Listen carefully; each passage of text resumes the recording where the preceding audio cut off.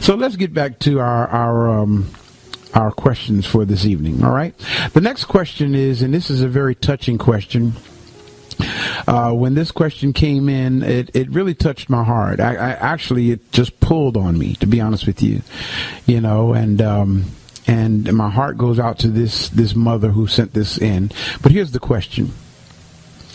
Dr. Hagins, my son keeps saying that we are on the verge of a race war. He told me that his leader said, quote, "We should rise up and kill those who kill us," end of quote. I'm not proud to say this, but he has always been a violent person, getting into fights ever since he was a boy. He has been in jail several times on assault and battery charges. Now he constantly talks about killing white people in retaliation for the blacks who have been killed by the police. I feel that he has been looking for an excuse to engage in and justify his violent behavior. I tried to do the best I could raising him, but I feel like I have failed as a mother. I don't want to lose my son. Please tell me what I can do to help him. I don't know if you all out there could feel the pain in her words. Okay, I feel it. And I feel it because I have seen this so much, I've seen how the system has strategically eliminated our black males, starting with the deterioration of the black male environment, meaning the destruction of our home. So whereas instead of a two-parent family situation, most of our male children, or most of our children, male and females, but especially our males, are growing up in a home without a positive male image to pattern after. Okay, so the first step in this strategy of eliminating our males is the deterioration, of our males. The second step is once they experience deterioration and feel like, I have to survive on my own. There's nobody here with me, nobody to look out for me, so I gotta get what I gotta get so I can do what I gotta do, that kind of thing. So that leads to what is called the criminalization of our males. And after our males get involved in criminal activity, or they end up getting a record which was designed in the first place. See, it's important. We need to put more male programs in place, man. So that our males can have a refuge, so that our mothers who are trying to raise their boys to be men, which is impossible to do.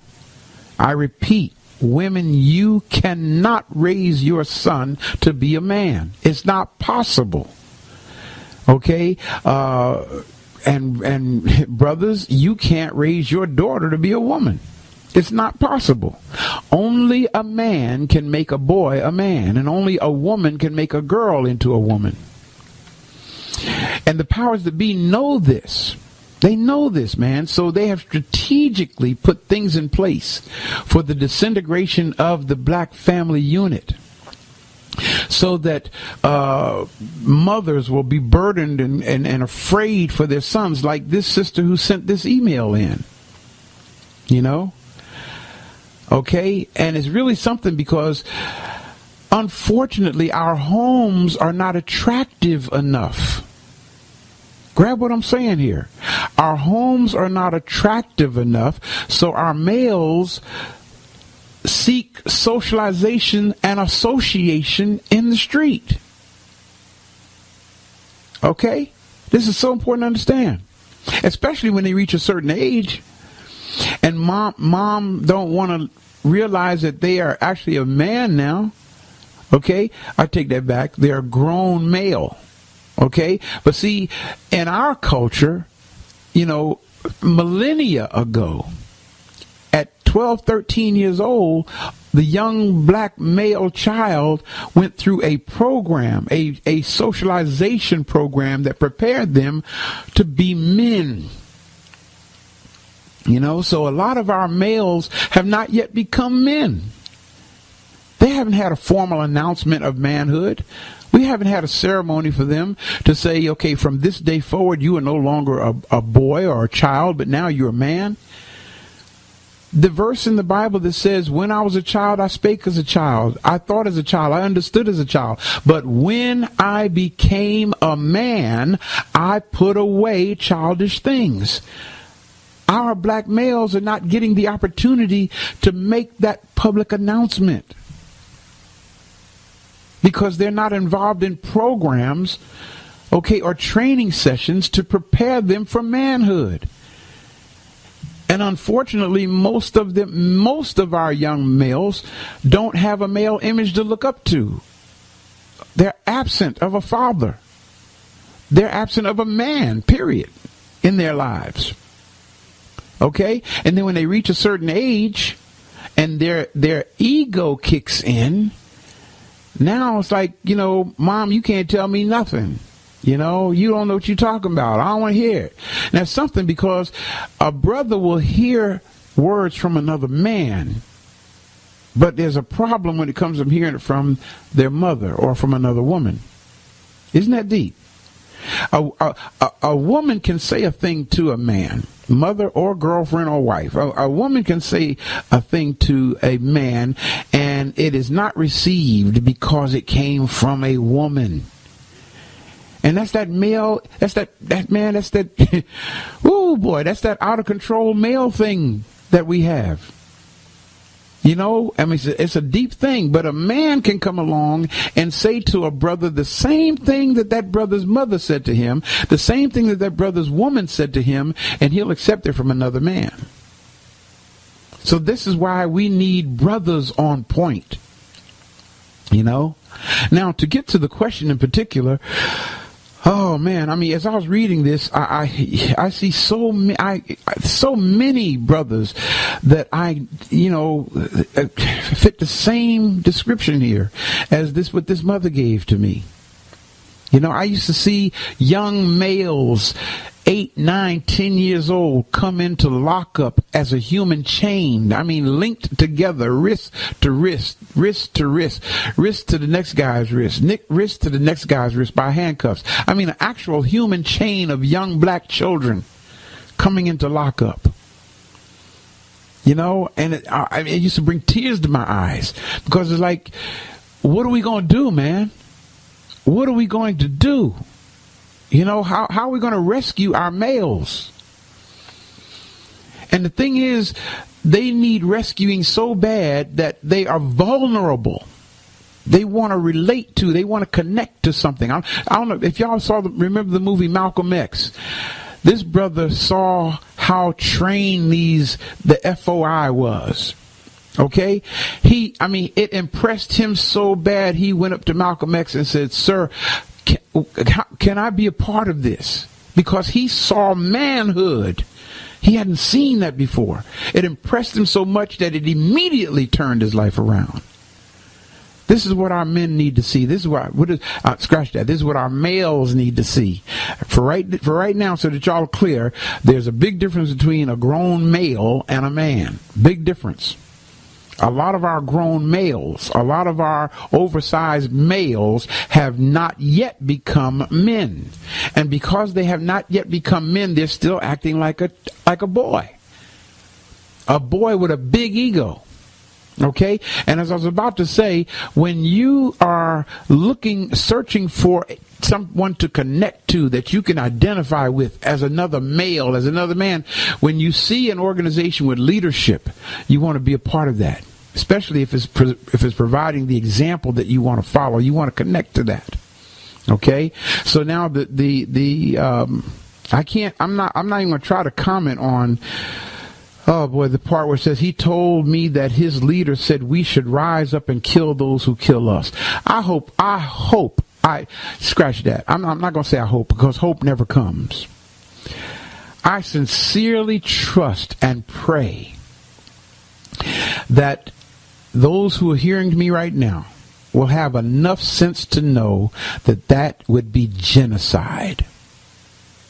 Okay? And that's what they're trying to rush. See, y'all got to understand, y'all got to see the big picture here. You got to understand what's going on. Okay? For years, I mean for decades, the powers that be have been, making buku money off of us through the prison system. They want us locked up. They want us in jail or dead. It doesn't matter.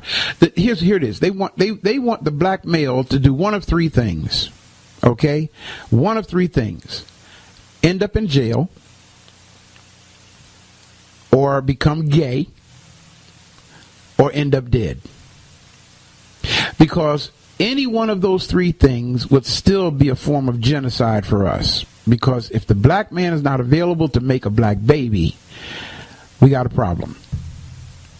Okay? And so this is what we must understand. So this whole thing, this whole media frenzy, okay, that's going on right now about a race war, please don't bite into that. Don't feed into that. Please don't feed into it, because the only thing that's going to cause, man, is the ushering in of the police state that they've been trying to get in place for the longest anyway. That's going to usher in martial law. Okay, and once martial law is declared, if the president of the United States declares a national emergency for civil unrest, they actually have programs that are already on the books that will be implemented and put in place. And the first program that comes to my mind is the mock program of what we call the Rex 84 contingency plan. See, our young men don't know about the Rex 84 contingency plan. Now, Rex 84 itself is that's not the actual name of it, okay? The real name is the McCarran Act, and I encourage you guys to look it up. The McCarran Act, M-C-C-A-R-R-A-N, the McCarran Act, which actually says that in case of an emergency, all of the black people in this country will be rounded up and detained. Now, the other side of that is you had this thing called the USA Patriot Act. Okay? Now, a lot of people don't know the acronym of the USA Patriot Act. So let's look at that for a moment, because people think that means something good. And sister, I hope you're listening to this. I hope your son is there listening to what I'm saying. Okay? The USA Patriot Act. Now, see, while our brothers out in the street with their pants hanging down off their behind, and not even speaking standard English, okay, and wearing the caps on backwards, okay, they're passing laws, okay, to eliminate you, brothers. They're passing laws to eliminate you, to remove you from the scene. Do you not know that the Dred Scott decision is still on the books? It's never been reversed.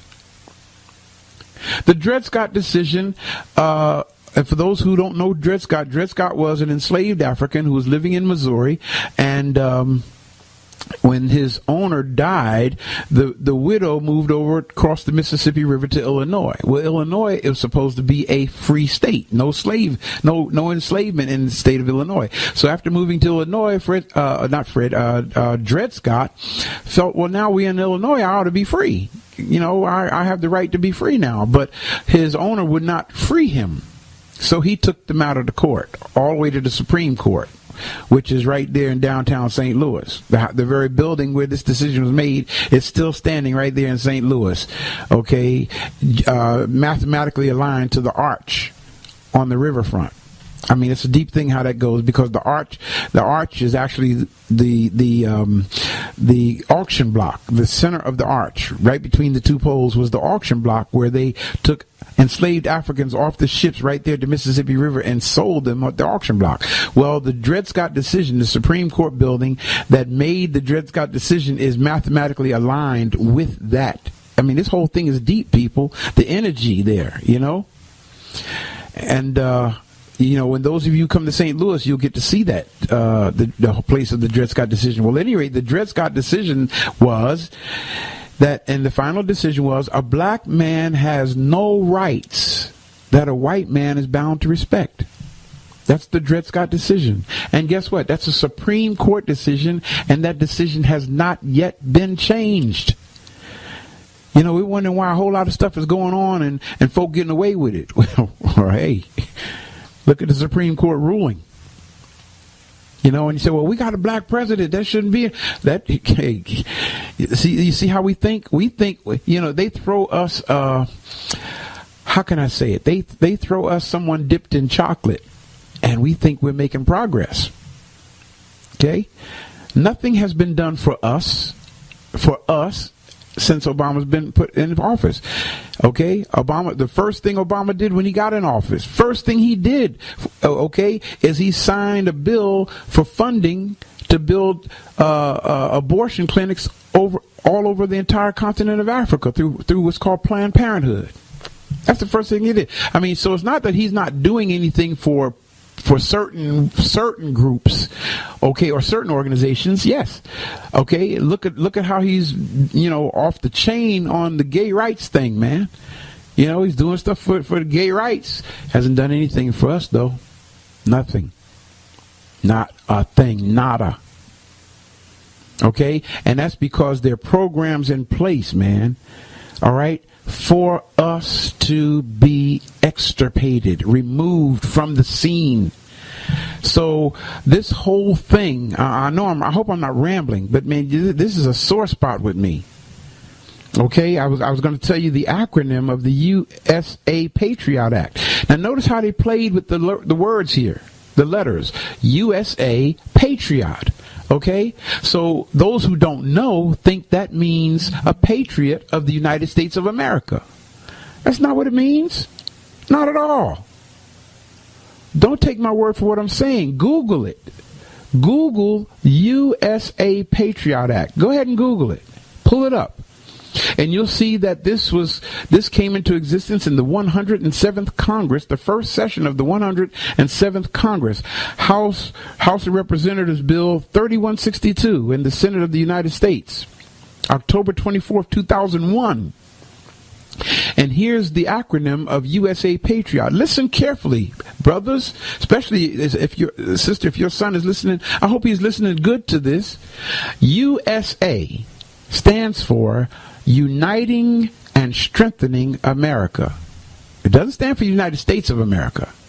Okay? It stands for Uniting and Strengthening America. Now, the word patriot, it's not a word, it's an acronym. What does PATRIOT stand for?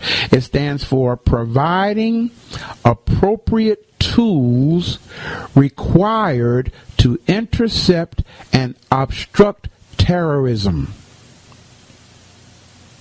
Let me do that again. Patriot, PATRIOT, providing appropriate tools required to intercept and obstruct terrorism. So when you put the whole thing together, it reads like this: uniting and strengthening America by providing appropriate tools required to intercept and obstruct terrorism. Now, what's frightening about that is, what are those appropriate tools? Because it doesn't say it. What are the appropriate tools? Well, if you read the entire document, you'll see that it means any agency that the United States feels is necessary. That means militia, not just law enforcement, militia as well. Okay? Understand how deep this thing is. Okay? Understand how deep this is, man. Shoot. So this whole thing of a race war is just a prelude to usher us into our own elimination. And we have to know how to fight. Stop being emotional. Stop being ignorant and emotional. Okay? Because as long as you're emotionally ignorant, whatever they put in the news media, you're going to fall for it and you're going to participate in it. Okay? And if you die, well, you just, hey, come on, man. You can't make changes dead. Can't do that. You know, I was talking to a young brother the other day, and he was talking about how he can't stand law. I said, well, if you can't stand law enforcement, change it. I am going to change it, man. I'm going to take some of them out. That's not changing it. You're about to get you and who else killed. It's not changing it. You don't like the way it is? Change it. All right? Get in it and change it. Be the change you want to see. You know? Don't go out here and try to kill people. Please don't fall for that. Please do not fall for that. Please don't fall for that, man. Okay? And sister, you know, don't beat up on yourself. You did the best you could. I'm assuming. I'm feeling your pain. I don't know, you know, what all went on in the growing up years, but I hear where you are right now. Okay? I hear where you are at this point right now. Okay? And I'm going to send you some information that I hope you can share with your son. Okay? Or have him reach out to me and I'll talk with him. I'll be more than honored to talk with him. Okay? If it will help save his life.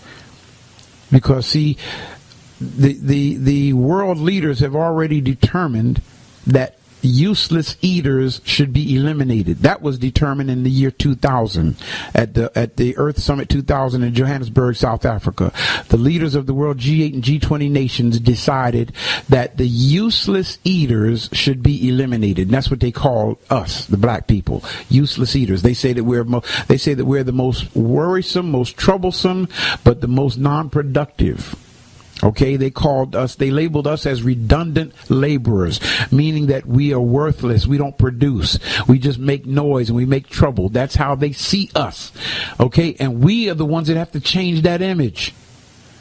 I was just telling a brother a couple of days ago, man, we have to change the image of the consciousness of the conscious movement, if there's such a thing. Okay, we have to improve the image of it, man. The image of consciousness should be more professional. Okay, that's one of the reasons why I've talked to professionals. I've talked to colleagues, and they say, man, I don't want to be a part of that. I don't want to be a part of what y'all doing. All right, y'all don't even carry yourself right. You don't dress right. You don't carry yourself right. Okay? I mean, you know, come on, man. I just got my MBA. I don't want to be walking around in combat boots and red, black, and green and sunglasses on at night. You know? So, you know, come on, people. We got to improve our image. We got to set the right example for our males to follow. And I'm not knocking anybody else. I'm simply saying for Brother Ray, it's about improving the image of the movement. It's about improving the image of black awareness. It's about improving so we are attractive to people who matter. Okay? We are attractive to people who matter. That's what I want to see. Now, the other thing I was going to tell you about, I just told you about the USA Patriot Act. Now, I didn't go into detail of the document. Okay? I just told you what the USA Patriot, the acronym, stands for. Okay? Okay? Uniting and strengthening America by providing appropriate tools required to intercept and obstruct terrorism. Now, we think, see, when we say terrorism, you're thinking Arabs. I know that's how the media wants us to think. But let me tell y'all something. Barack Obama signed another bill. Okay, and it's called the National, what is it called? The NDAA. It's called the National Defense Authorization Act. Yeah, I'm pretty sure. Yeah, I think he signed that in, oh man, when did he sign that? I think it was maybe, just a couple of years ago he signed it, 2013, I think. Okay, and it's deep because when he signed it, he actually said, I don't feel good about signing this, but yet he signed it. Okay, and under executive order, or what's now called presidential decision, it became law. The National Defense Authorization Act. Okay, which actually says now grab this, which actually says that if the government thinks that you are a terrorist, hear me, man, you know, and I'm glad this is my radio station so I can talk like this. I don't have to worry about the owner saying, well, we don't want you talking this stuff over there. No, I must tell it. If the powers that be have reason, listen carefully, I'm gonna actually give you the wording, have reason to believe that you are a terrorist. Okay? Under the National Defense Authorization Act, you can be arrested and detained indefinitely without even being charged, simply because they think you are a terrorist. They think so. Now check this out. Okay, grab what I'm saying. Let me use an analogy. Let's just say that Brother Ray, okay, and I know we don't hear right. So I'm using. Let's use this. This is an example. Suppose, I say it again, suppose, one more time, suppose Brother Ray was to tell the African village to rise up and go out and retaliate. You know what, y'all? That would give the United States government grounds to label us as terrorists. Got me? And under the National Defense Authorization Act, the president would authorize military action against Brother Ray and his followers. So understand, brothers and sisters. See, y'all talking about, I don't care. You'd be surprised how many young brothers I have talked to say, man, I don't even care. You know, you're talking like a fool, man. You're talking like a fool. That's where they want you. They want you in the position of saying, I don't care. Because if you don't care, you'll get careless and you'll end up dead. Well, at least I'll take one or two of them with me. Brother, with what? With what? With what? Okay, a 9mm or Uzi or MAC-10? They got missiles, man. They got drones that can take out, surgically remove your house, your family, the houses around you, the housing projects where we all live. That's what they want. They want us to get the attitude of not caring and retaliating so that they can usher in their plan to fill up these prisons that they built. They have maximum security prisons all over this country waiting to be populated. How the hell you think they're going to populate them? Come on, people, think. Think, man. Shucks. Make me want to cuss. It hurts me to see how our people operate in emotional ignorance when the powers that be are waiting for us. Man, they're just waiting for us to get crazy out here. So my thing, let me give you an example. Now, I love using this analogy. The stuff that we're going through today is nothing compared to what our ancestors went through. Nothing. Okay? Nothing. This country dropped 2 bombs on Japan back in the 40s. Hear me well. And in the blink of an eye, millions of people were dead. In the blink of an eye, millions of people were dead. Okay, innocent children, women, old people, folk who hadn't done anything to nobody, dead because this country decided to drop 2 bombs on this nation called Japan. Okay, what did Japan do? They didn't carry one damn sign saying we shall overcome. They didn't get out and start hollering no justice, no peace. What do we want? Justice. When do we want it now? They ain't do no mess like that. They developed a strategy. And now look at their power. Look at their power. Japan owns more land in this country than anybody else. Okay, that's what you call a plan. That's what you call a strategy. In other words, they came together and came up with a strategy. They wasn't trying to talk. Their thing wasn't, let's go kill those who kill us. Come on, people. We ain't got the guns, the logistics, please. So, brother, if you're listening to me, I hope you're listening to me, man. I hope you are. Because, see, the only thing that matters to me is that you stay alive. That's what matters to me.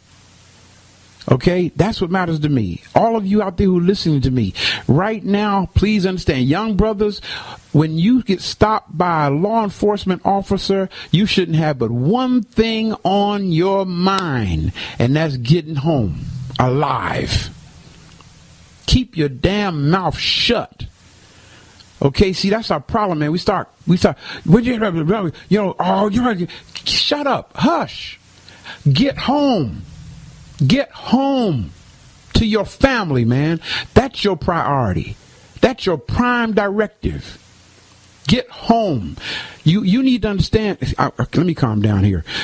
Whew, man, you need to understand that right now, with the climate the way it is in this country, a simple law enforcement traffic stop is a potential death sentence for you. You need to understand that. So you need to do what you got to do to get home and stay alive. Okay? I don't want to be marching for you talking about, you were killed unjustly and we gonna sue and we gonna march. All that don't mean sugar, honey, iced tea. The bottom line is you're dead. That's the bottom line. And Ray Hagins is saying, you don't need to die. I don't want you to die. I want you to get home at the end of the day. And then take your fight later. I tell people this all the time. The scene is not the place to state your case when you encounter a law enforcement officer. And we want to run our mouth at the scene. The scene is not the place to state your case. Man, please remember that. The scene, make t-shirts up to say that. I think I'm going to do that. I'm going to make some t-shirts up to say the scene is not the place to state your case. The scene is not the place to state your case. Your job is to make it home. That's your job, okay? And I know I'm rambling because this is a sore spot with me, man. I see what's happening to our young people, okay? I see what's happening to our young people, man. And it's, oh boy, yeah, okay? So understand, brothers and sisters, there are programs put in place. To this sister who sent this thing in, I don't want you to lose your son either. And brother, if you're listening to me, please, I beg you, please, man, please change your thinking. Please change your thinking. You want to fight the system? You want to get back at them? Go get an education. You want to get back at the system? Get your degree. Okay? And become a teacher in a university and teach our young people what they need to know for their empowerment. You want to get back at them? Okay? Prepare yourself, equip yourself to fight them from within their own ranks, because you can't do it from outside of it. Can't do it.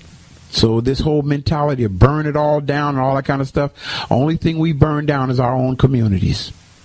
Whenever we get emotional, we don't do nothing in their community. We burn down our own community, and it's time for this mess to stop. It's time for us to start thinking. Okay, stop being mindless. Stop being mindless. Oh man. Okay, I'm almost out. I'm out of time here, just about. But sister, I want to dedicate this song to you. And I hope it makes sense to you, okay? Because our male ego gets us in a lot of trouble that we're not prepared to handle. And that's okay to have ego if you have the preparation to back it up. Grab what I'm saying, okay? If you have the in other words, let me use myself for an example, okay? It's okay to have ego when you got a PhD. It's okay. You follow me? I can have ego right here behind the microphone of my own radio station. I can have ego. All right? I'm going to stay humble, but I can have ego. But when you're ignorant, when you're ill-prepared, okay, you have really nothing to offer. Okay, you need to put your ego in check and go prepare yourself, man. And then as you prepare yourself, you'll find that your ego will develop discipline. Because there's nothing as bad as uncontrolled ego in the male in our communities, because it's going to cause us to get killed at a higher rate of speed. And we got to stop that. We got to stop that.